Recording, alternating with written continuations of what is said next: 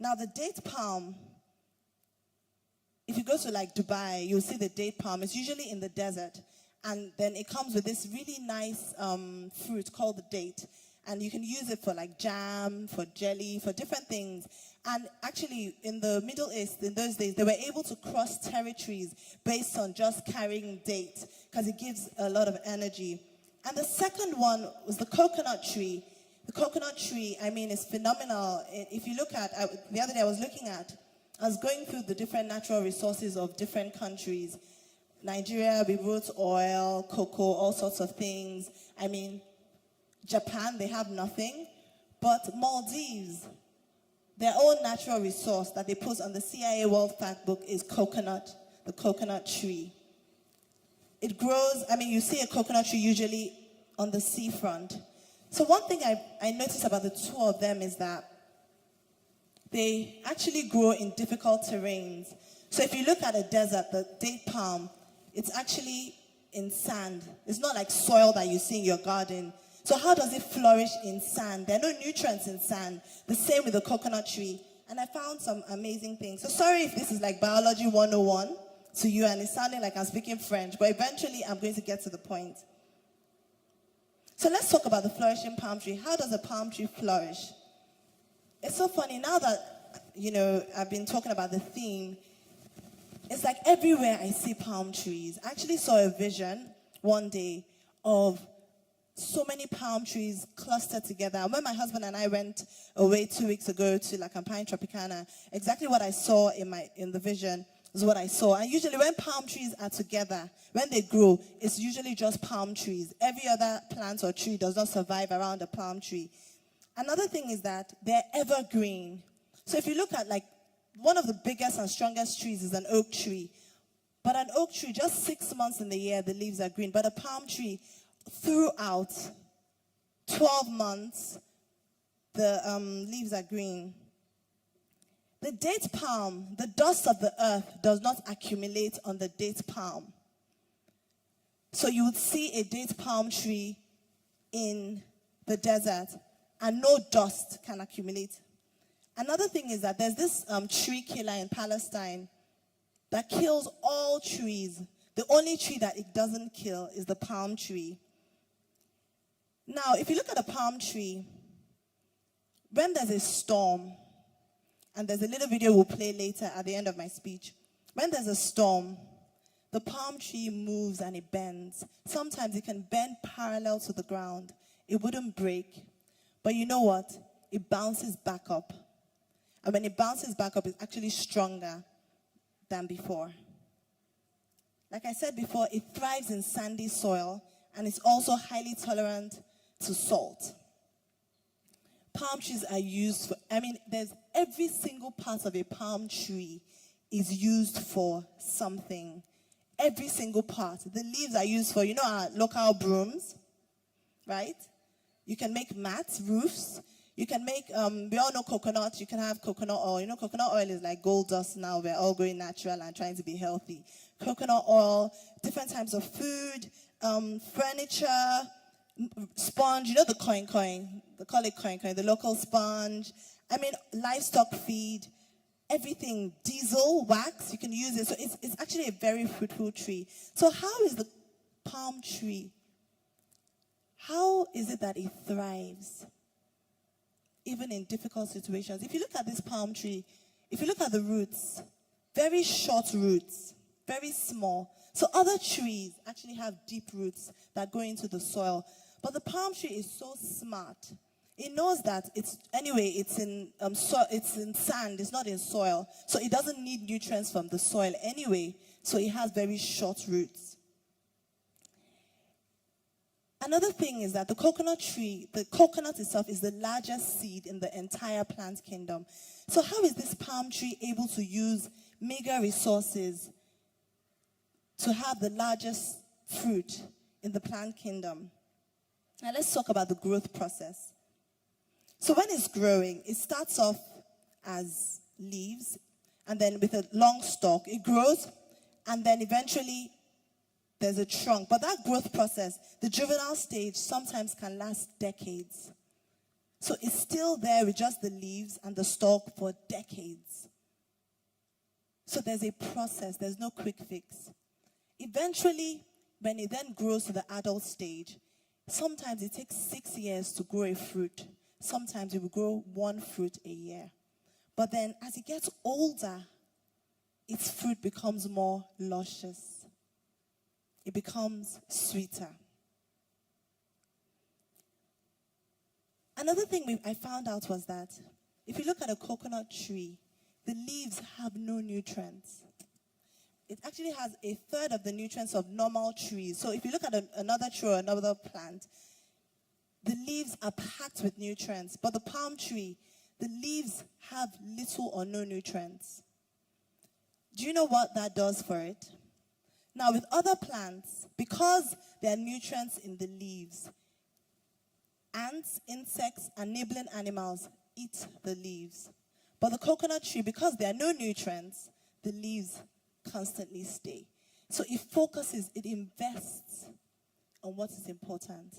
But then at the bottom, at the base, that's where there's more nutrients. So it focuses its energy on its seed and its fruit, not what people can see, the leaves. How does the coconut tree do this? Now, the most phenomenal thing, and if there's anything you're going to take out of this discussion, this is what you need to listen to. I found that last year, when the revelation came, it was last year, and I found an article, and some guys did some research. They went to Seychelles and did some research. You know, almost another year, I couldn't find that article again.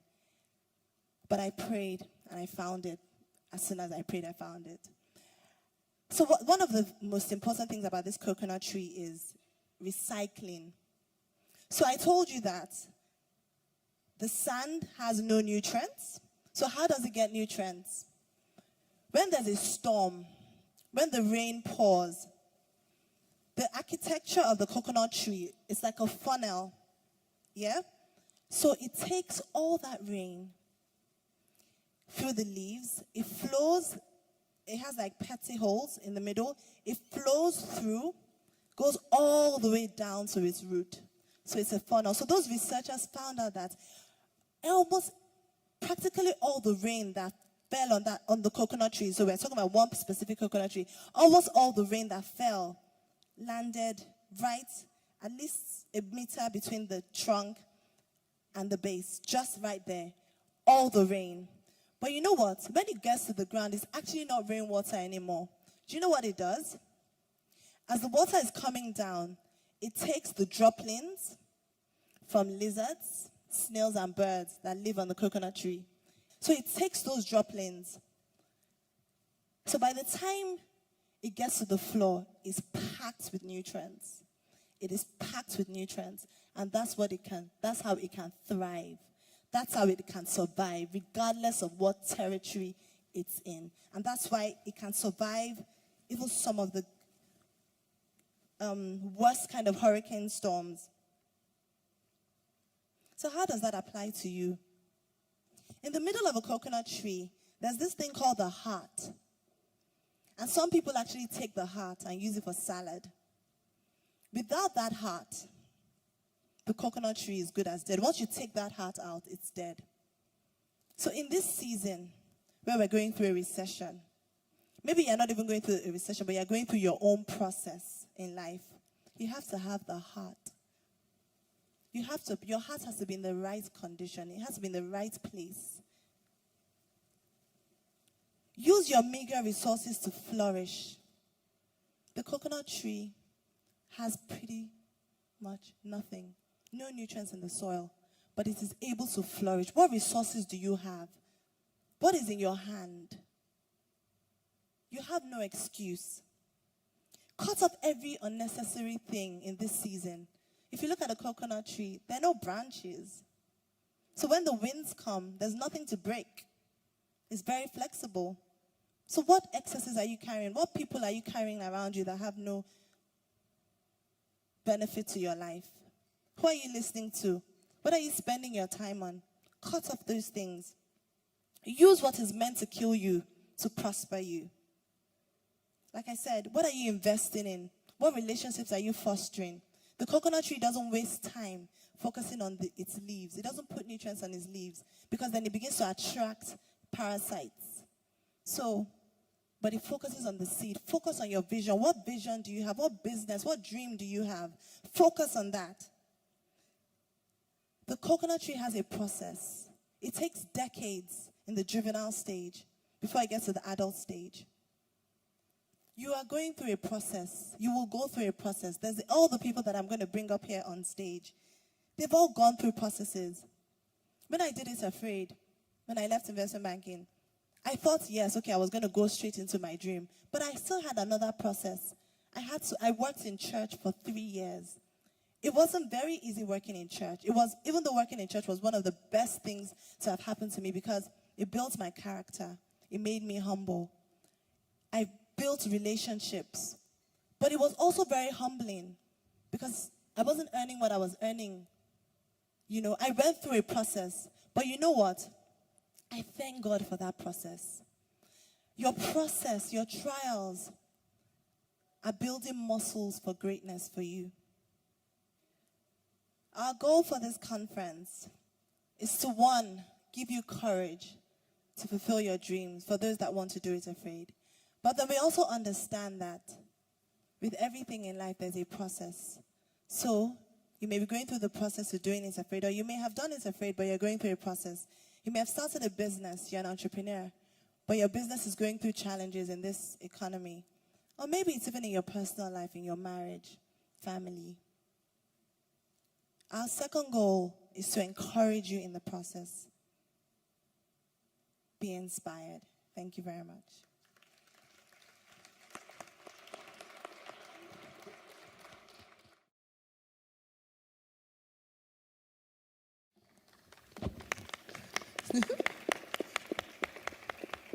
Good afternoon, everyone. My name is Oluwatoyin Daniel.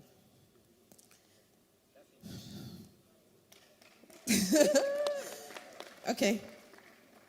I'm here to tell you how amazing things can happen for you and to you, and how my life turned around. A lot can happen in a year. A lot can happen in a year. I hope what I share today, some people would have like a turnaround for the best. In Jesus' name. Okay, so I worked in Covenant Christian Center upon graduation from University of Lagos. I, first of all, started in 2007. I didn't know anything. I just graduated. I studied Yoruba in Unilag. It was the weirdest thing, but hey, that's all I had. And whatever your hands find to do, I believe that you do it well. When I graduated from school, I told God that even though I had initially I kept going for lectures in law, because I thought I was going to get admission into law. And then by second session, I realized that it wasn't going to happen. So I told God that I needed help because I was losing both ways. And I told him that I would glorify him whatever comes my way. And I never searched for a job, ever. I got my job. I started my job. I found a boss who loved me and believed in my dream. And he decided teaching me stuff. I worked for 9 years. After working for, oh my God. I can do this. I've never done this before, so I'm scared. Do it afraid. Okay. I started first as multimedia producer and assistant. After I did that for about 4 months, I was promoted to be head of department. I went on to be the sound editor. I went on to be the project manager for church building. And at some point or the other, I started feeling like there had to be more to life, having worked in the church for about 9.5 years. And I was scared of leaving because that was all I knew. That was my comfort zone. And when God wants you to leave something and you're still holding on, different things start to happen and you keep wondering, why am I here? What am I doing? I would usually cry. I would hide under my duvet.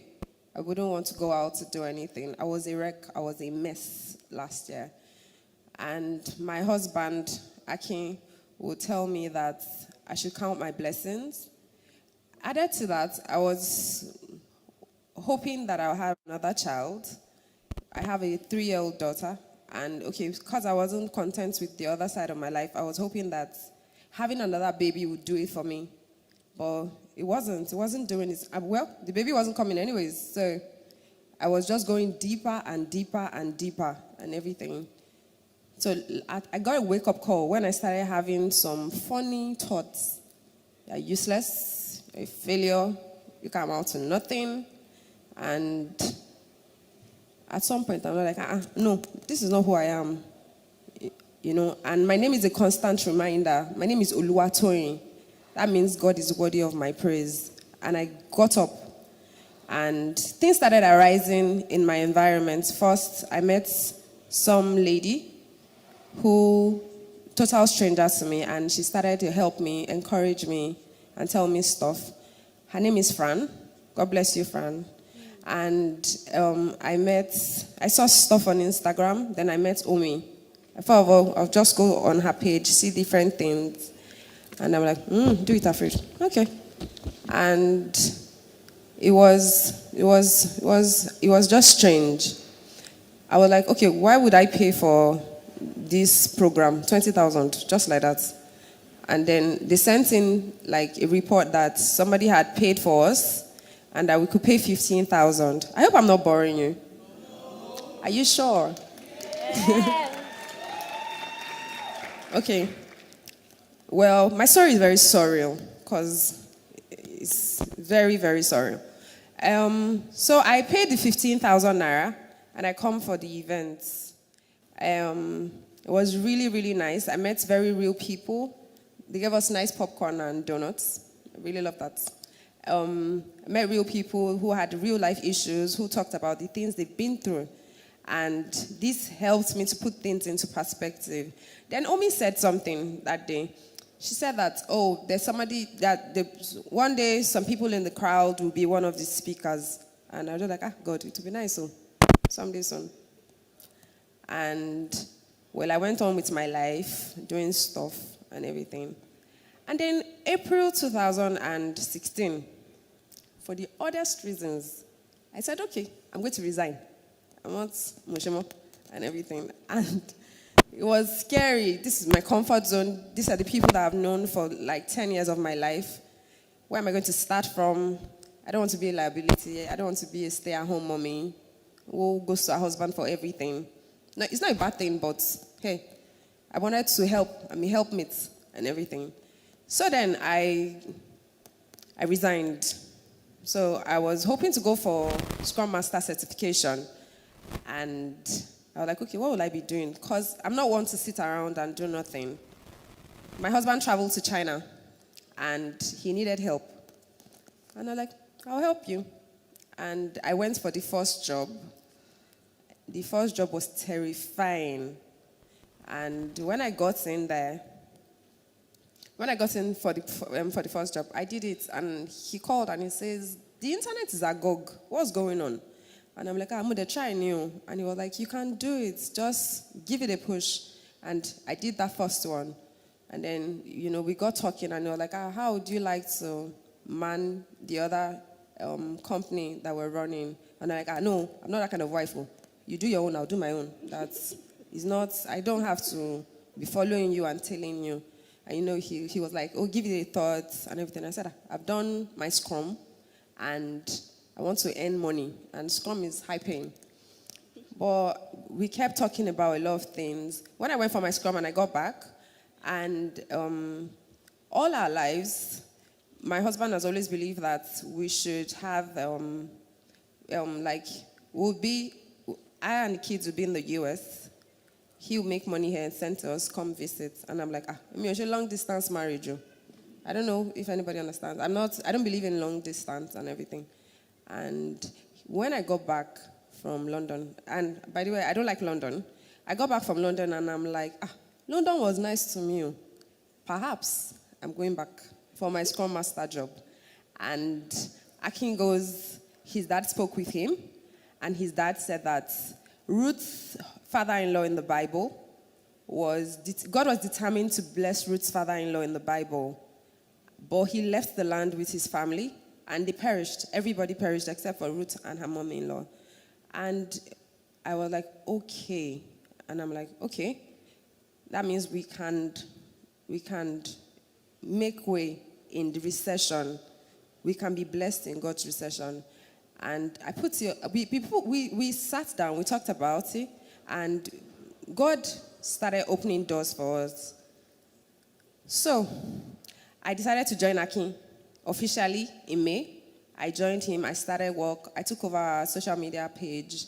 I'll talk to people. I don't usually like to talk to people. I'm the background person. So this is really hard for me. So I like to be in the background. So people will call, hi, I thought you're a man. No, I'm a girl. And, and they'll talk. I'll go for weddings. I'll meet people. And I was going totally out of my comfort zone. I'm a homebody. I like to stay at home. I like to cook. I like to play with my daughter. And I always have to be outside. My daughter doesn't have to see me. She doesn't get to see me as often as she usually would. And I started getting really like, okay, let's see how this goes. But the scariest thing for me was this. Whenever I open Instagram and I see that somebody's getting married, and I'll say, God, it would be nice to do this wedding. And I'll get phone calls that I should come and do the wedding. And God has been doing amazing things for us. I'm a nobody. I don't know if I'm connecting with anybody in the crowd today. You can come from nothing. That's what I'm trying to be free. I'm trying to talk free here. You see, usually in life, we feel like when the odds are against us, we can't win. But most times, when the odds are against you, that is when you're going to win. Because God says that God uses the foolishness of the world to confound the wise. I studied linguistics in Unilag. I studied linguistics and Yoruba. If you were to look into my book in the reading room, it's Yoruba and Ami that you see there. You get what I mean? And I was like, I'm probably going to be a teacher. Do you get? And God helps me. I got a good job. Then another challenge came, and I was like, God, I need you again. God came through for me. But for me, I became totally depressed last year. I became so depressed that I was suicidal. I would wake my husband is right here in the crowd. I'll wake my husband up at night. I'll start to wail. I'll tell him that I am tired. I'm tired. I'm seeing things. I think I'm going to die. I think I want to die. That's bad. So I was done. And I don't know what to say, because I actually almost even feel like I don't even deserve to be here. I don't know if you guys are getting me. So you can come to ground zero. You can come to your nuts, and you won't have anything. You won't have anywhere to turn to. And when you turn to God, God is there for you. Do It Afraid conference helped me immensely, because I saw Cobhams talk about how he came from virtually nothing. He wasn't sure of anything, and he's about the #1 producer in Africa. And I just want to urge everybody in the crowd today, whatever your dreams, whatever is burning in your heart, whatever God has put in your mind to do, to achieve, you may not even have a plan, because I didn't anyways. You may not have a plan, but you deserve happiness. You deserve joy. You can be something. If you were created by God, you were made to be something. So I'm saying today, do it afraid, set your heart on fire, and all things will ultimately work together for your good. Thank you.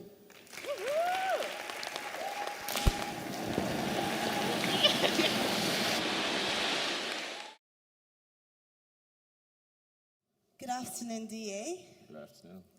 Everybody, please give this man a round of applause. If you follow me on Instagram, and I know I'm going to embarrass him because he's very, very quiet and very shy, he's Africa's best kept secret. I worked with him for 5 years, and most of the time was directly with him. And he played a very pivotal role in my life. And before I start, I'll just say that one story. We were going for a meeting to one of the directors at a bank. And it was myself, my other senior colleague, and DA. And in the car, as we're coming up on the street, he said, "Omi, you're going to take this meeting." And I thought he was joking because I was the most junior of the team. And at that point, I wasn't speaking publicly. I was just, within my colleagues. I wasn't confident. But as we got there, I realized that he was not joking. And I had to lead the meeting. And in my opinion, I did such an awful job that the director started laughing. I knew that, okay, something was going on here. It was a prank. So on our way back to the office, I thought, yes, I'm going to get sacked today. This is it. It was really awkward for me. I was just scared. And then DA said, "You're going to get an email from HR when you get to the office." And I thought, yes, that's it. Sack. And I got to the office and I saw this email saying that I was going to do a presentation to all staff in the company. Now I was really afraid, but I prepared myself. Thankfully, my colleague Efosa helped me as well. I wore my best suit. And unfortunately that day, DA wasn't even in the office. But I presented and all the other directors and staff and everyone said I did a fantastic job. Now what he didn't know was that he was preparing me for a career in public speaking. So I'm here today, I'm able to speak because he challenged me, and there's so many other ways he challenged me. So please give him a round of applause.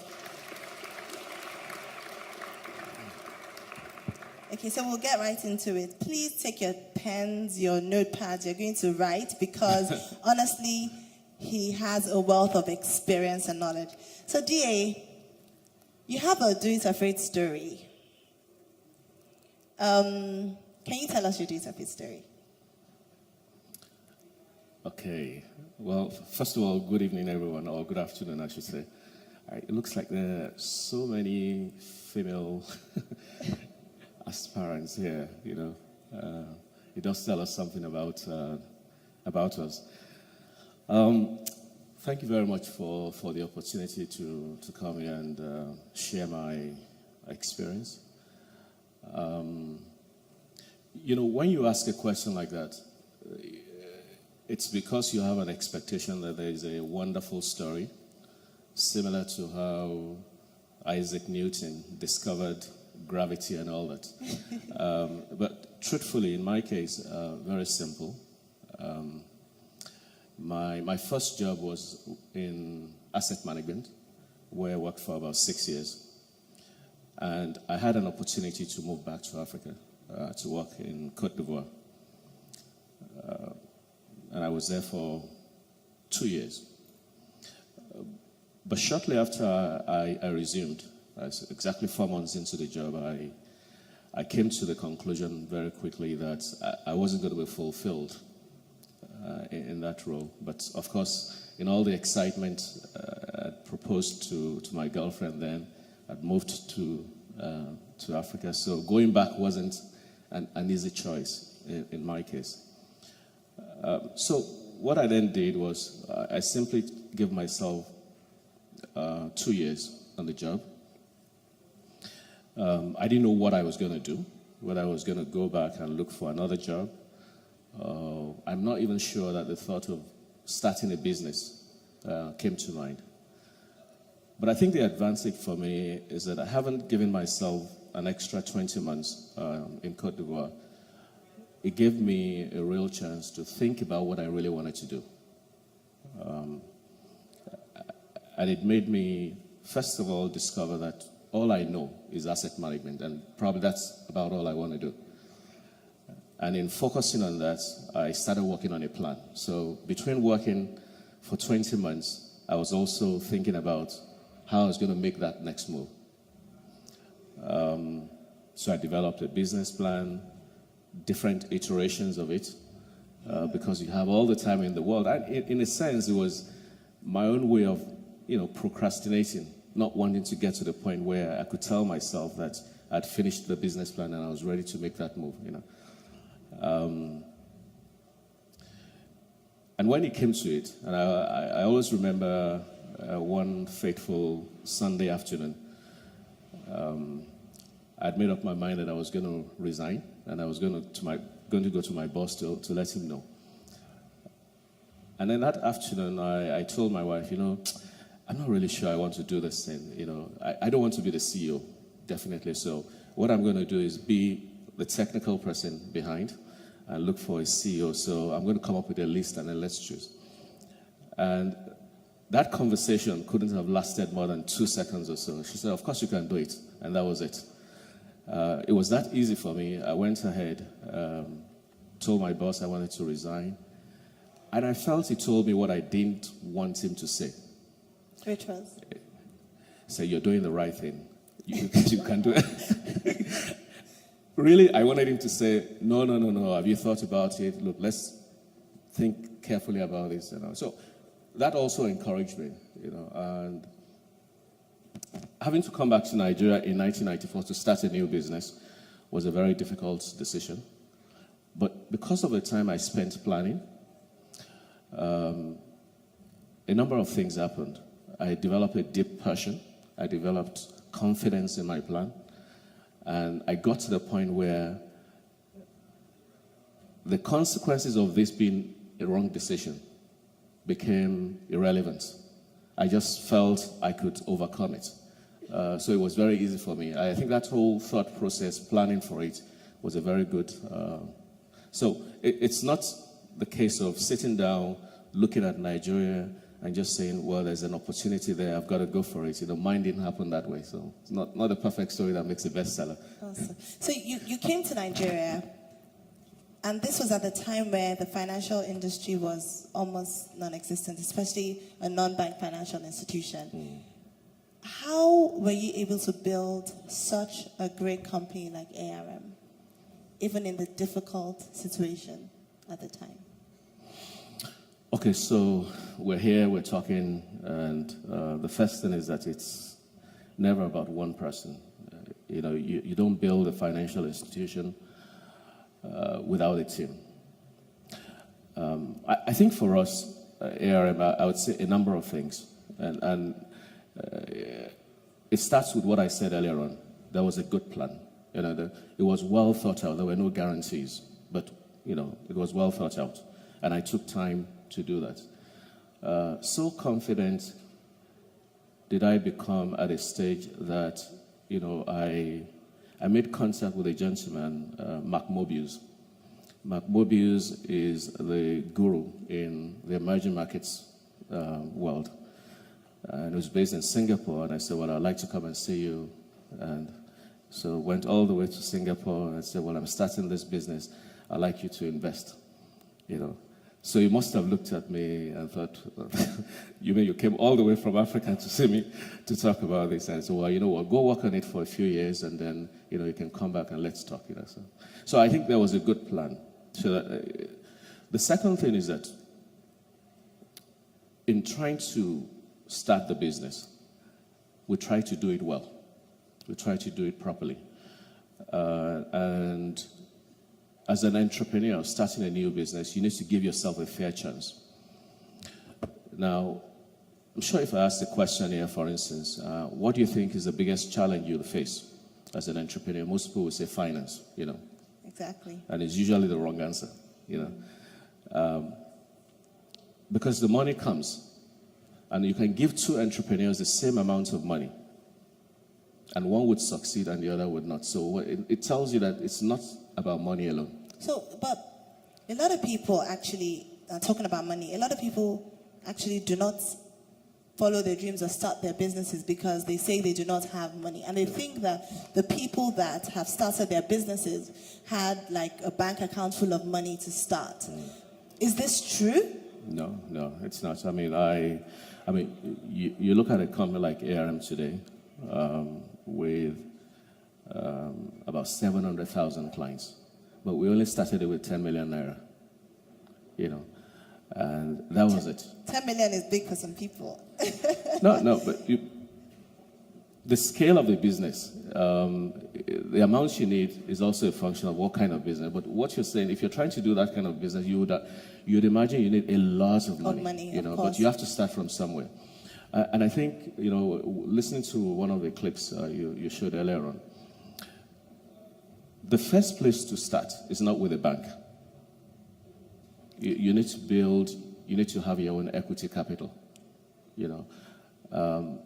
and you need to pray that you have the right partners, the right shareholders. I think for ARM, one of the important things that really assisted us to grow was because we had the right shareholders. So partnerships are important as well. Yeah, the right. I mean, you could have the right. You could have an entrepreneur from hell.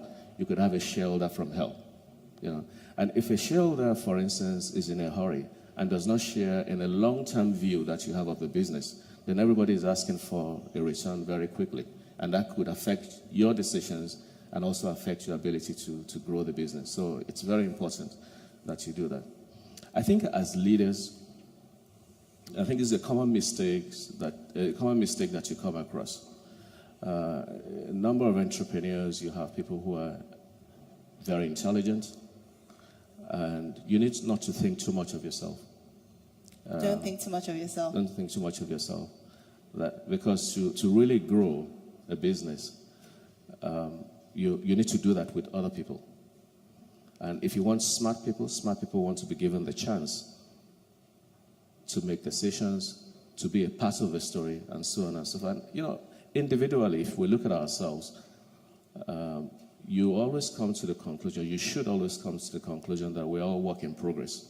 And if you've gone through a very deep, thoughtful process, and you're honest about that introspection, you realize that there's so many things that you overcome and learn along the way, from people who are not as accomplished as you, from people who have done great things. So working with good people and building a good team, I think it's very important. You need to be realistic with your expectations. If you've drawn that business plan, chances are, 1, you're going to need more money than you imagine, and 2, you're not going to make profits as quickly as you think you would. So one of the killers that you have in our environment is that everybody wants to make money, because our definition of success is being able to make that money, buy that car, and so on and so forth. So if there is no alignment between realistic expectations for the business and your own personal objectives, then you create a problem and a conflict very quickly. I think in the case of ARM, we're extremely lucky in the sense that the people that came together in the early years had a shared vision. They believed in the dream. They believed in the leadership. I think that's very important, And as a leader, you need to be able to communicate that in a way that people believe your story and want to be a part of that story. So that's an important thing that also made a difference for us. In all the business decisions that we took,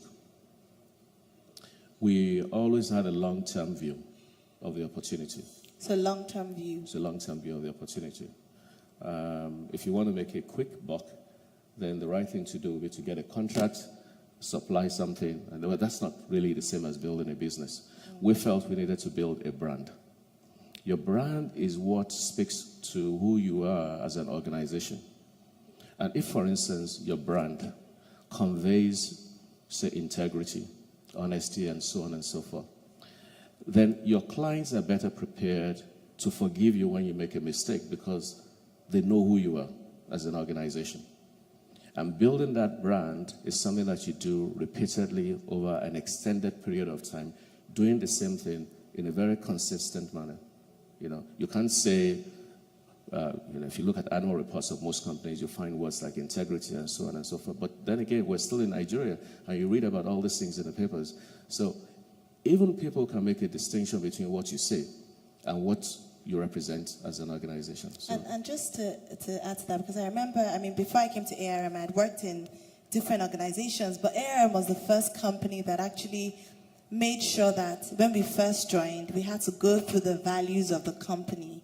It was important, and you actually had a test to make sure that you had incorporated the values of the company in you. Why was that so important? It's important because as you grow as an organization, it becomes more difficult to communicate the culture and the essence of the organization. So you have to make that conscious decision. Starting with one person, going on to 10, and then 2,000. That's a bit of a challenge. So, and the only way you can do that is to get people together to make them understand what you represent. The same way our parents talk to us. When you go to school, when you're going to boarding school for the first time, they lecture you on what to do and so on and so forth. So, and what I try to tell people, it's what represents our roles or our guiding principles. We're not facts to us from heaven. It's our own chosen way of doing things. It's not the only way. But if you imagine you attended Methodist Guest High School, I think they used to wear red and white. And if you prefer the uniform of Our Lady of Apostles, as long as you're in Methodist Guest High School, you have to wear what they wear. It doesn't make their uniform better, but it's just their own way of representing themselves. I think that's what we try to do, to let people know what's the organization. Another question I wanted to ask was, because a lot of entrepreneurs say that the problem they have is keeping staff. But one thing about ARM was that the staff turnover was quite low. And I know that there were times where one particular person left and came back 3 times, just kept coming back. And most staff you'd hear had been there, even from the cleaners and the drivers, for 20 years, the entire time. How are you able to keep your staff and hire good staff? Okay, so we need to remember, I speak as the ex-CEO of ARM now, so, yes, well, so let's speak. There was a time in the history of the firm where people rarely left. It was very difficult, but I don't think that's necessarily the case today.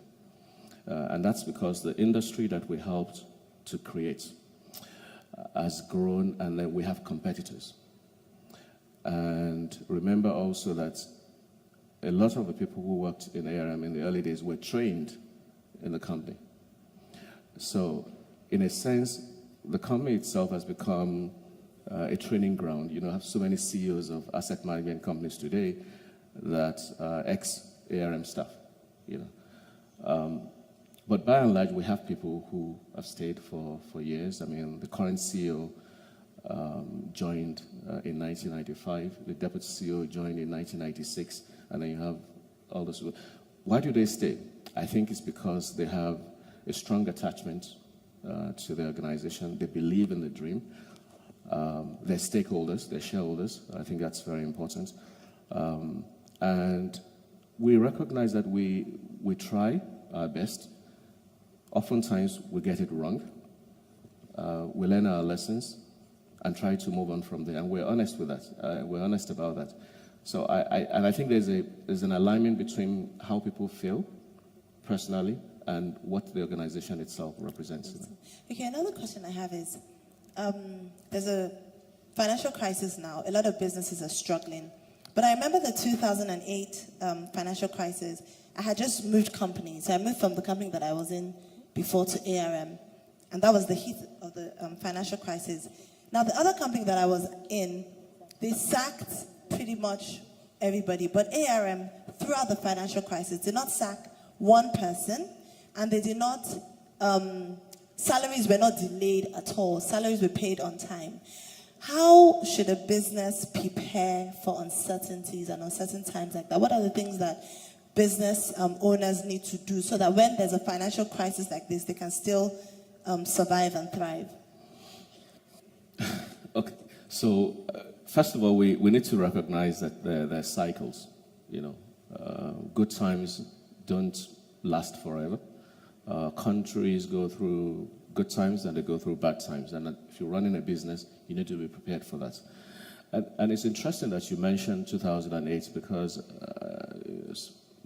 if you all remember, that was the height of a stock market crash in Nigeria, which really was the business that we did. So if anything, asset management companies such as ARM ought to be very affected by that. But something I always tell the very young people is that it's when I have a strong view about something, I say, well, it's not that I'm smarter than you. It's just that I've been around much longer, and I've seen certain things that you haven't seen. Now, leading to 2008, what happened in Nigeria it was what we call the margin loan, where anybody could approach a bank, get a loan, and buy shares of companies and all that. But this was something that I experienced very early in my career in the 80s. Okay, thank you. So as an organization, we took that decision that we're not going to give margin loans. And the younger ones said, well, this is bad strategy. Company A is doing it, company B is doing that, and so on and so forth. I said, well, this is one time that I will insist we're not doing this business. And so when the crisis came, everybody wanted to sell shares at the same time, and there weren't enough buyers. And because we were not in that state of panic, it assisted us. So rather than go through that difficult time, what we did then, if you recall, was to diversify our business, which we had started about 2 years earlier. Because even if we make great hamburgers, and even if you like hamburgers, you're not going to have hamburgers every day. And we felt, we still want people to come to our store, but we want to offer them more than one product. So we diversified into real estate, infrastructure, hospitality, and all those things, such that our clients could see us differently. So that, in the period when everybody was going through those challenges, allowed us to grow the business in another direction. Okay, so how important is it for an entrepreneur to be innovative? And what is the process? So you started, like you said, from asset management, then you moved on to real estate. But some people are like, I'm passionate about asset management. I just want to stay in that space. But then, like you said, you have to diversify. What is that process that an entrepreneur should go through to be innovative? Yeah. Well, so let's not speak as if innovation is a silver bullet that delivers the solution. At the end of the day, it's about execution. You can have, and this is a common mistake, you can be an entrepreneur, you can be the founder of a business, you can be the one that originates an idea, but it doesn't mean anything until you've executed. It's about execution. I mean, lots of people go through this world with great ideas but never execute. So now within that space, for us, we just try to simplify our business. We're custodians of people's money. People come to us to ask us to invest their money. And at some point in time, all we did was offer them shares. And we felt we needed to do more, to give them diversification, to improve our own relevance with our clients so that we can have a greater share of their wallet. So what we did was to find ways to offer a product base that was more diversified. And that made us more relevant, because rather than go to another company to do real estate, you could do that with us as well. But once you've done that, like I said, you need to be able to execute well, because without execution, you don't really have the kind of success that you really need. My name is Jesse. Fortunately, my video was what was showing up some few minutes ago. It's a privilege talking to you, sir. I'll call you DA. I started my business like a year now, and at first I thought my main problem was finance, like you said, and I found out it wasn't money, because in less than a year I started with zero, but I looked at our sheets, and I was like, we've gone up to close to like 20 million naira invested into the business. And you said something right now. People came in from friends and families, came in to invest into the business because they saw the idea, they saw the dream. But now I want to move the business from just getting in money to give people profit to creating that unique brand, which you just said. Because, like I said, it's not more about the money anymore. It's about sustainability, staying that far, keeping on. In the next 20 years, are you still going to be relevant? In the next 10 years, are you going to be relevant? So what is that unique skill, or what is that unique tonic that would transform your brand from just making profits or just giving people profits to an amazing brand? Okay, that's not an easy question, but I'll try. Well, we don't have the opportunity of going through life, taking 2 steps backward to correct a mistake we made, so that the journey that we take erases that mistake entirely. And what I'm trying to say is that, every man, every woman would have his own journey. What you expect me to say are some things that do this, don't do that, but it will be the wrong thing to say, even though it will sound like the right thing. What I think is important, though, is that you need to have a plan and you need to have expectations spelled out.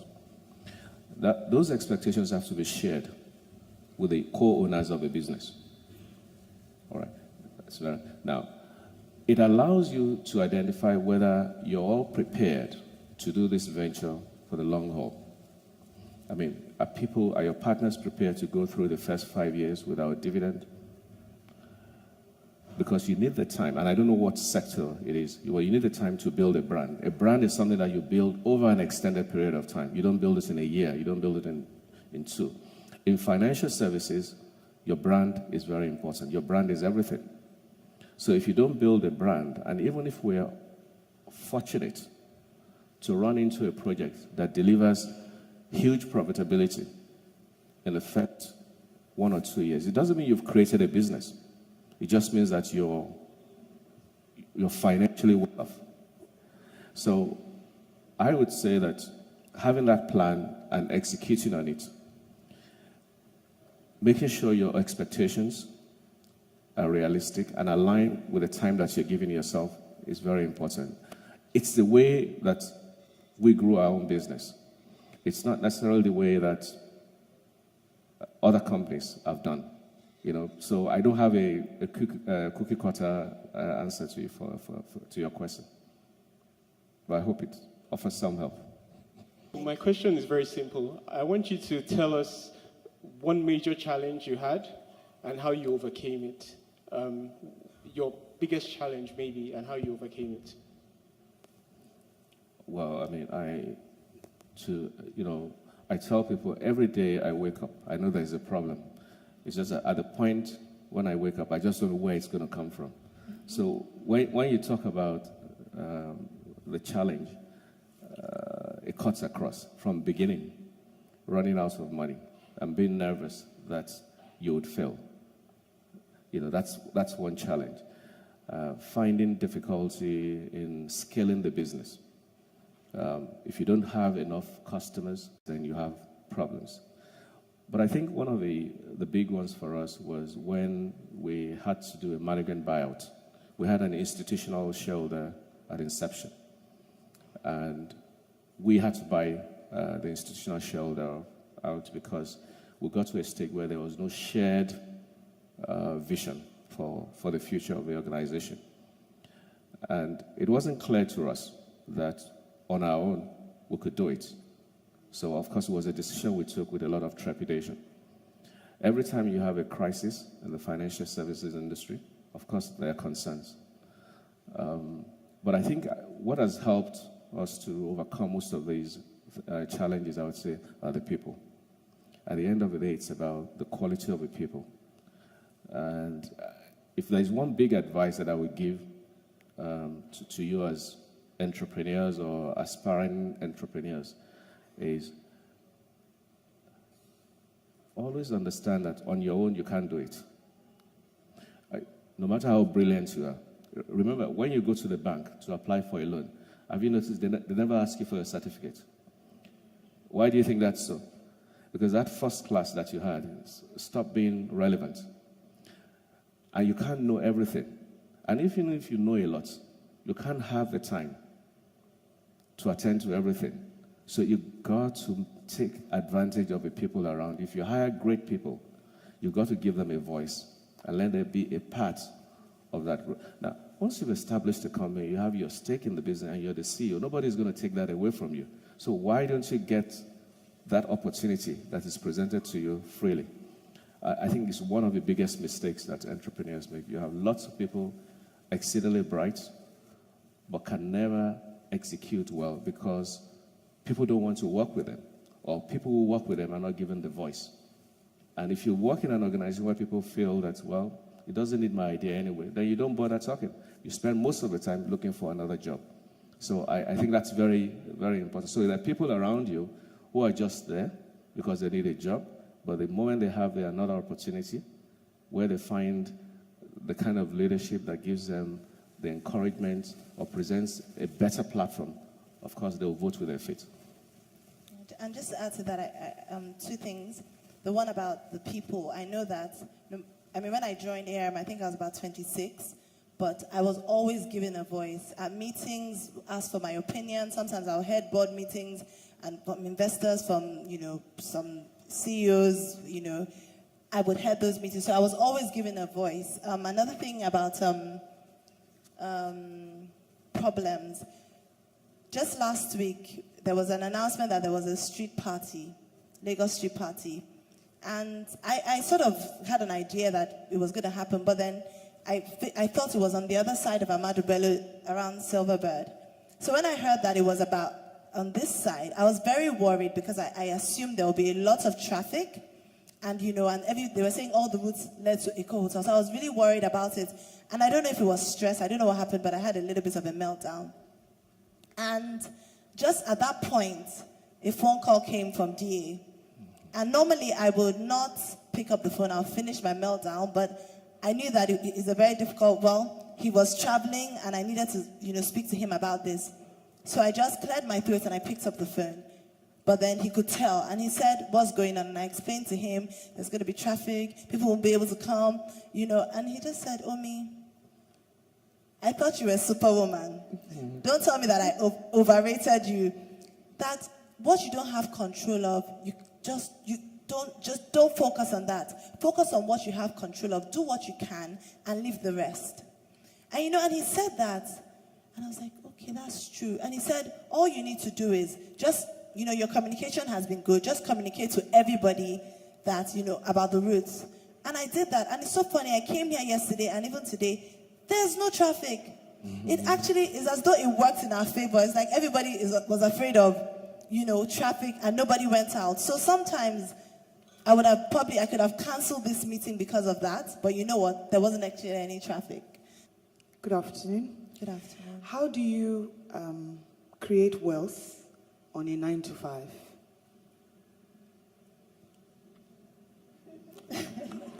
I don't understand. How do you create wealth working for someone else? Okay, so the tongue-in-cheek response will be safe. You say, but that's not wealth creation, is it? But there's something quite interesting because everyone looks at entrepreneurship in terms of, I'm going to go and start a business. But there are institutions that are entrepreneurial and have people that are entrepreneurs working within that same institution. I mean, if you take a look at Google, Microsoft, you hear of employees that are worth millions of dollars. And I think it's an interesting concept, and one of the things that we also try to do within our organization.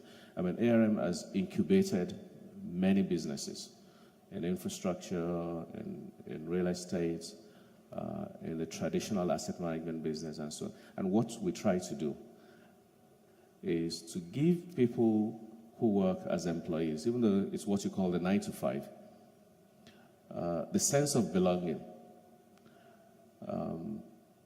that allows them to accumulate wealth if they stay committed to that business. So unless you have that kind of situation, the only other way you can accumulate wealth, if you call it, I say savings, doing 9 to 5, if it's not within an entrepreneurial organization, is just pure savings. So if you're in the public sector, for instance, how are you going to do that? Unless you're talking about moonlighting. So you're doing your 9 to 5, but you want to take time to do other things. But that's a completely different thing. But and for those who have, let me just say this. For those who have great ideas, and speaking to the theme of this event, I have lots of people who left Nigeria in the 80s to go to England, and they all want to come back. And they want to start a business, but stay in the UK and try to run the business, and then when the business is not doing well, they come back. So similarly, you can be in a job, and you have a great idea, but you don't have that courage to follow through, just to make it happen.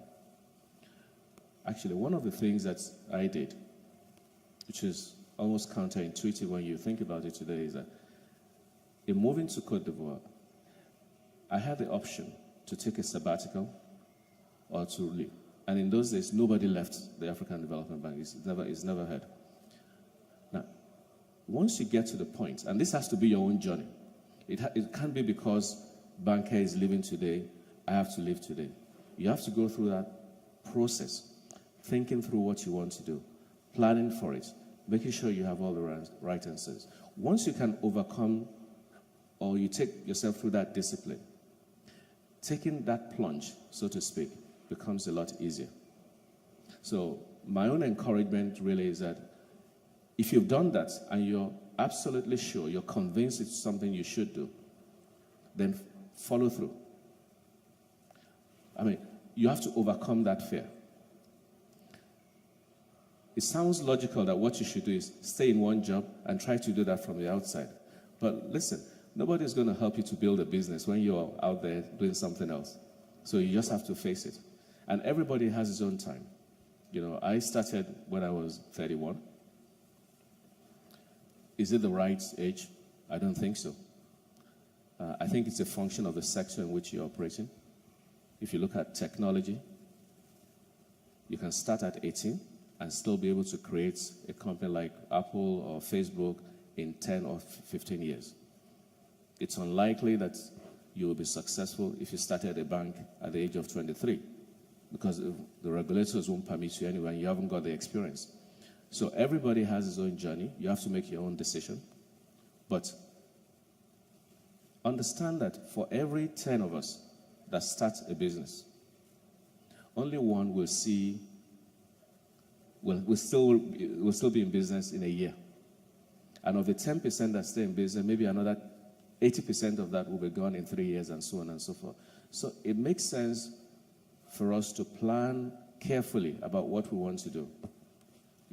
Ask yourself those questions. Understand that when you go to people, whether it's family or friends, to ask for money, they shouldn't be doing it because you're a sister or a brother. They should be doing it because they can see that you've done your homework well. That's what gets you the money. You can't just go to your brother and say, well, I want to start this business, because your brother also doesn't want to lose his money. So I don't know if there's something in there that speaks to your situation, And that brings us to the end of this session. Thank you very much, sir. Thank you very much for your time. Thank you very much for your questions.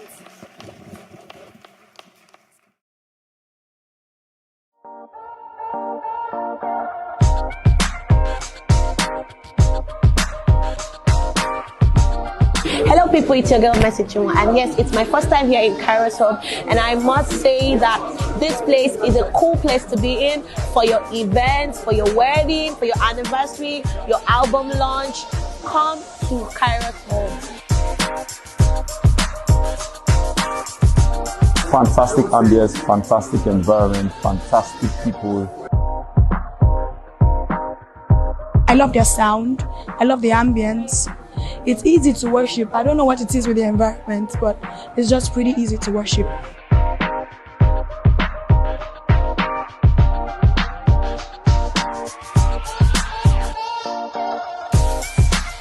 to you, Kairos Hub, your best event center to hold any event you want to hold. I said so. Thank you, distinguished ladies and gentlemen, and audience. Thank you so much. Even this, I get to do afraid. The devil tried it over there again. Like I said, he tried to trip me up, but that's the only tripping that is doing today. That's all. I got this. With the Lord, that's my strength. I have this. So it's funny that during Omilola's presentation, I did my own research. So it was amazing to see that some notes that I wrote down, she had already covered in there. But when she first asked me to moderate the session, I wanted to just sort of do a bit of research on my own. And obviously, you know, the flourishing palm tree and its process, like she said, it's Psalm 92:12, for those of you that read Bibles. It's there. And what it says is, but for the godly shall flourish like palm trees and grow tall as the cedars of Lebanon. That's the Living Bible version. Then I actually researched flourish. What does it mean? Flourish means to grow or to develop in a healthy or vigorous way, especially as the result of particularly conjugal environment, something that is about to attract attention, a bold or extravagant gesture or action made especially to attract attention, impressive and successful act of period. And I asked God to show me. I'm doing the research. Obviously, when you're moderating, a lot goes in. It's sort of like a JAM exam because you have to research each of them, dig into their profiles, Google, Wikipedia, all that good stuff. I've been researching for like the last 1 month. It's not been easy, but a lot goes into it. So to all the moderators out there, kudos to you. It's not an easy job, I'll tell you. But and also I now researched the translation of the palm trees. What it said is palm trees are known for their long life. To flourish like palm tree means to stand tall, to live long. The cedars of Lebanon grew 120 feet in height and 30 feet up in circumference. So basically they're solid, they're strong, they're unmovable, and no matter the circumstances, you cannot shake them. After meditating, I asked God to show me these speakers, what do they have in common? Auntie Reti, my head's off to you. I mean, your journey has been impeccable. Adibola, I'm just like, what have I been doing all my life? Because you've been working. Like, you've accomplished so much to be so young. Modupe, I know your journey because I want to say you two are my sisters. And I'm so proud of you in the last few years. Wumi, I know the journey. And I'm like, they are actually solid, strong, and unmovable. So, again, I pray that today we all learn from their stories, their journeys. We take a leap of faith. Ain't doing it afraid. Like the worst that can happen is you will fail, and it's not failing, it's learning. So I pray that we all get something from this session today, and I pray that we'll all remain solid, unshakable, and unmovable in our journeys to come. Amen. So I'll start with no other than Auntie Reti. You have been in the entertainment industry for over 20 years.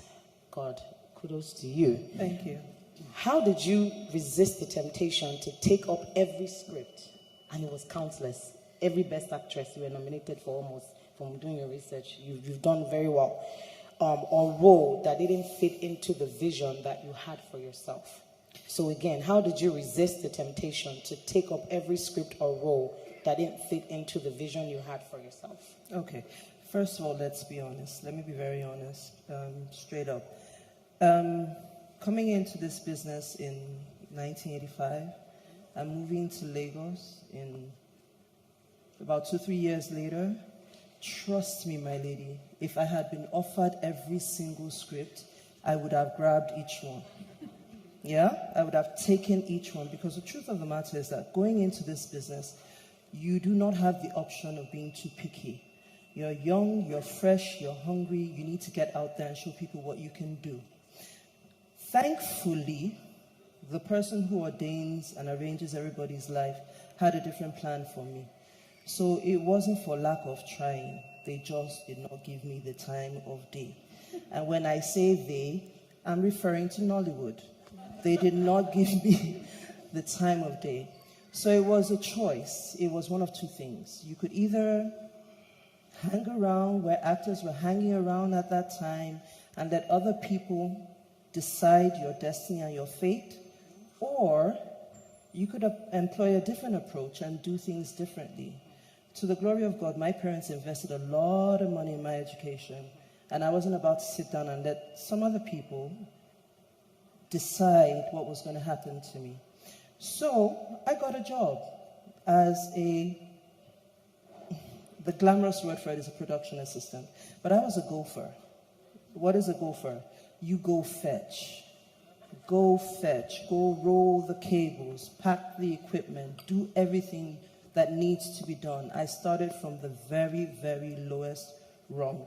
And that was saying a lot because I came to this city very arrogant. I knew what was going to happen.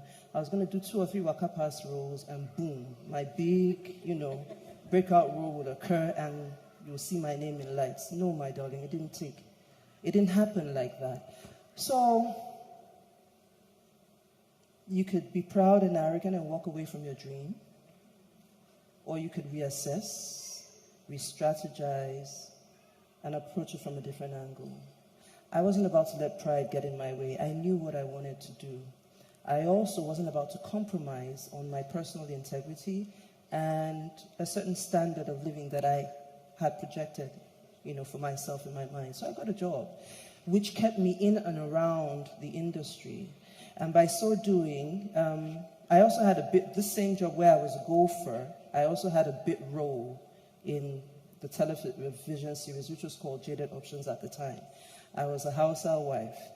And my approach at the time was, okay, fine, which is also a characteristic of the coconut tree, taking your minimal resources and doing, miracles with it. They've given you this small bit role that is not the A story. For people who understand television, there's the A story, B story. A story is a leading story. B story, your support. How do I make it more interesting? Which is how I approach my work. What can I do different? How do I make this character memorable? How do I take this small thing and make it unforgettable? And then you just study. You look at what everybody else is doing, you do it different. If it's in the costume area that you think you can make the character pop out, go get your own costumes and stop, pulling a tantrum when they are not offered what you think you should get. And that's the way it went. Started from scratch. As a production assistant, the man I'm married to today woke up one day. We weren't married at the time. I was a production assistant earning 6,000 naira a month. And he comes to the office one day and says, okay, you know what? We've been commissioned to design 2 shows, a fashion show and a comedy show. You, go and design the fashion show. Me. Design fashion show. Design show. What does that even mean? How do you do that? And I did that afraid. I remember the first time I stood in front of a camera, because people don't understand it's quite one thing to be given a script and given a character to hide behind. If you can notice, my voice is shaking a little bit because that's Ireti Doyle sitting here. It's not Lady Obianuju or one of these weird characters, and you can hide behind them. This is me. And so I jumped in feet first, and the name of that show is Oge. It ran on Nigerian and African TV stations for 10 years. I never thought I'd be a producer. I didn't set out to be a presenter. It ran on stations for 10 years. That is where I made my first millions. No joke, from advertising and stuff. That is where I got the big box first. That's where I became famous first as a presenter. From there, from presenting Oge, I got headhunted to present other very high-profile shows. Today on STV, there was one other one on Dana Dibako will kill me. I can't remember the name right now. You had countless of shows. So that's the thing. You set out on a journey in life. You have it all figured out. You have this plan. You know where you're going, and it doesn't quite work out that way. So what are you going to do? Are you going to stall? Give up? Let naysayers get in the way? And forget about naysayers. You can shut out the external voices. What about that voice within, that voice that keeps telling you, this dream of yours is bigger than you? Are you sure? Not only you, words. Do you have two heads? How do you shut down that voice and just focus? So yeah, that's pretty much been it. And you know what? I mean, just reading just doing the research, I was like, wow, how do you just keep going? But I was supposed to start with this question at first, so let me just throw it back at you really quickly. Then I'm going to go to Debola. I'm going to ask everybody about 4 or 5 questions, but I'll take turns. What does the term "do it afraid"? When we say "do it afraid," how do you define that, please, for the audience? Because I want each of the audience to get a different perspective from each of the different panelists that we have here. So what does the term "do it afraid" means to Mrs. Ireti Doyle? At the stage I am right now, doing afraid means being ready to go for it, even if you've never been prepared before. Because you get to a certain position, you get to a certain level, you've put in the work, and all kinds of opportunities present themselves to you. Some of them you've never ever dreamt of before. There was a song of, Two-Face sang one song, said, "I'm going to be ready, even if I'm waiting I never see before, I'm going to be ready." So just being ready, not giving into the doubt, not giving into the negativity, not even, the older you get, the more circumspect you get, and go, okay, what are the possible fallouts of this adventure? Yeah, you put that into consideration, and then you just jump in. So you're saying like I felt before I came on here, because now I feel good. The Holy Spirit is working, so I'm feeling amazing. The devil is a liar. I got this. Jump in. But to answer your question more succinctly, after doing the work, it's 20 years now. Now I can pick and choose. Yes. But obviously, I'm not doing this. I don't want this. I'm doing this. But you said something to me there when I spoke to you. You still get butterflies. I said, Auntie, I have butterflies, but I'm just trying to be confident because I'm looking in your face. And you said it's good when you have butterflies. Butterflies are good. And I'll tell you what, the day you lose the butterflies, the day you stop having some level of trepidation, trust me, it means you're beginning to take your craft for granted. And you shouldn't. Thank you. Shouldn't. Thank you. Thank you. So I will go to thank you for that amazing. I'll come back to you again. I still have a few more questions for you, Auntie, but I'll go to our distinguished gentleman here. I know you know Kende, because I really don't know who you are until Kende said, "That's Debola, Red Media Africa. Why Nanja? I'm in advertising." So I'm like, "Oh, that's him." Oh, I thought it was an older person, but every time I see you, I'm always so intrigued. First of all, shout outs to Judy there. So it's a compliment, my husband. Hello, honey. Because I have a son. My husband is there, wearing the green. He came wearing the same kind of the filler that you're wearing. So I was like, usually he'll wear top and jeans. And I'm like, I like the way you're dressed today. Like it's nice.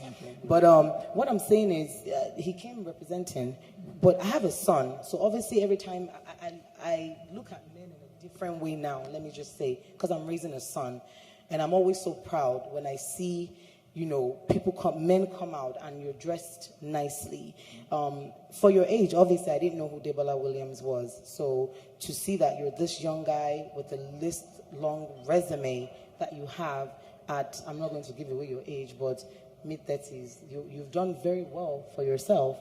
Let me just start by, what does "do it afraid" mean to you?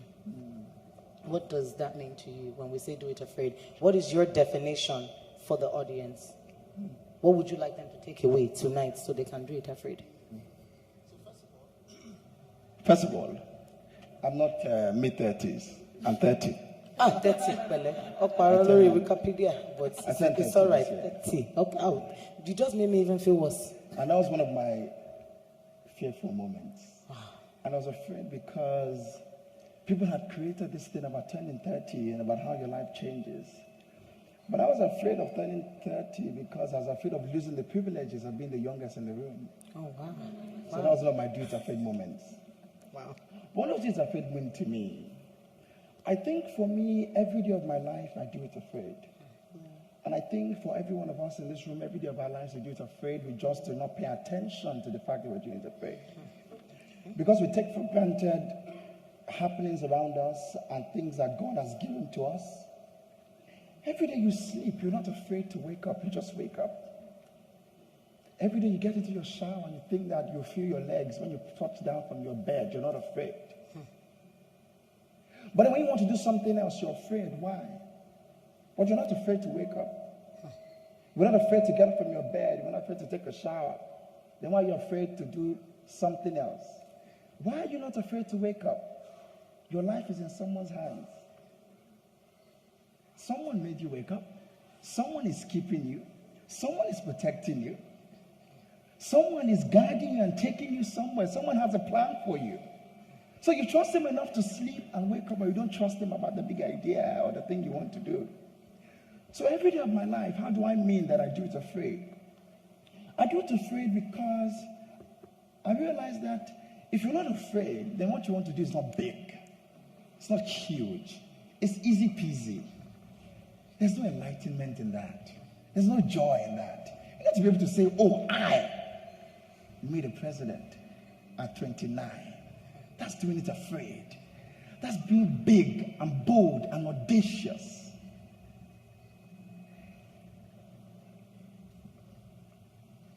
I do it afraid. I'm afraid. Before I got up on this stage, I was afraid. I was afraid because I not only have to speak from my heart, but I have to also make sure that you leave here and you leave here with something from me. I need to gift you a message. So I feel a sense of responsibility. So therefore, I have to prepare. So that when I come here, I will not embarrass myself. And you'll go and say, oh, after all, what did he say? Oh, he's just some airhead. So I prepared for this conference afraid. My assistant sent a mail to Omilola around 12 and said, what exactly do you want the audience to take? What are the questions? Because we want to make sure he's prepared. That is doing it afraid. You do it afraid so that you can do it excellently. I say to people, being afraid is not the problem. Staying in fear is the problem. And you know, the beauty of staying in fear is that it paralyzes you, makes you totally useless. And so your today is deprived of the joy, and your tomorrow has no productivity because the time you should have spent planning for your tomorrow, you have wasted it being paralyzed. And then you don't move and you're stagnant. Wow. Okay. How many of you are going to be stagnant, or you are going to But do I not need to end quickly. Yes, please go ahead. Go ahead. So that I can just wrap this up and maybe change the dimension of where we're going. Okay. That's so I don't do it afraid. I do it in faith. I like that. Clap your face. Sunday, preach, Mr. Williams. So my next question for you, obviously, well, that was your do it afraid. You have preached to them, so nobody should be walking out of here afraid. Do it in faith. Remember that. We're going to freeze that right there.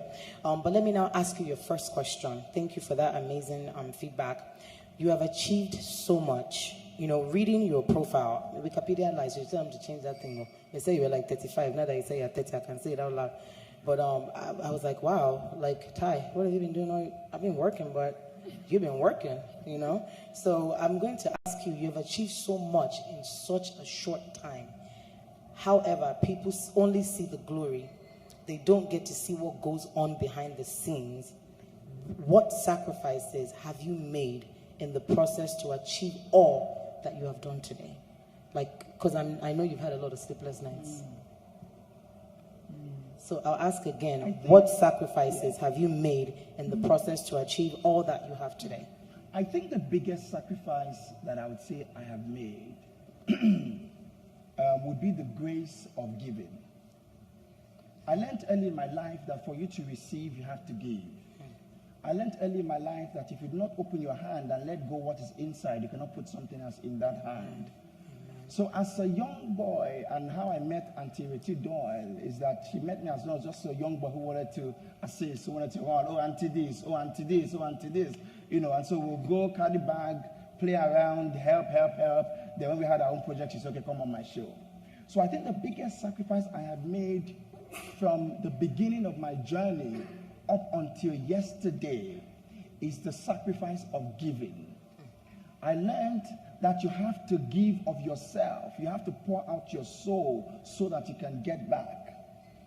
I learned that you need to volunteer and gain experience by opening up yourself. So when we started when I wanted to be I'll spend a bit of time. I started out trying to be an actor in my life. I think I was about 14 then. And for me to act, I had to do all the chores in the house so that my mom would not be worried. So I had to become the extra good kid. That was a sacrifice. For me to get money to go to the places I needed to go to for auditions, I had to be extra sweet to my sisters. Wash, clean, cook. I used to cook jollof rice for them that time. I was quite good. You know, they used to come and ask for my rice. I had to do all of that so they can give me money. That was sacrifice. You see, these are little things that people do that you don't quantify. But they are the things that taught me that for me to go to where I'm going, I need to give of myself. When we wanted to get into the media, how did I get on television? We would go to NTA and become friends with them and help them. Just be there, just helping them. And then they said, come and present a show. And then we got a show called Youth Talk on the All Night Long Bell. And you were like 17 or 19. Yes, at that time. Yeah, I read that one. I got that show, and they weren't paying us. So another sacrifice. But guess what happened? I met a friend, Angela, who had a show called Economy Watch. You know Economy Watch, Angela? She had a show when you had your on the master, yes. So Angela approached me, and she got me to present her show. I was in my teenage years. I wear a suit and tried to look old. I was a business show. And she was paying me $17.5, I think, per show or something. And NTA wasn't paying me anything. For 2 years, I sacrificed for NTA for free until when they started paying us 2,000 naira for 6 months. But when I got the real job I got from that NTA, it was called Nigeria International. At that time, my friends were working with Sound City, earning 25,000. I got this gig, Nigeria International, showing in Nigeria, in the UK, in the US, and I was hired as a producer at 50,000 naira. When my friends moved up to 50, they moved me up to 80. I didn't need to ask. So I had sacrificed that long with NTA.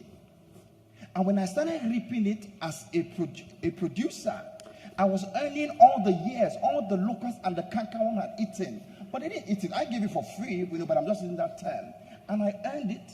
Not only earned it, I earned it, and I was above my peers who saw me at that time on All Night Long and thought, midnight show, who cares about it? He wasn't even being paid.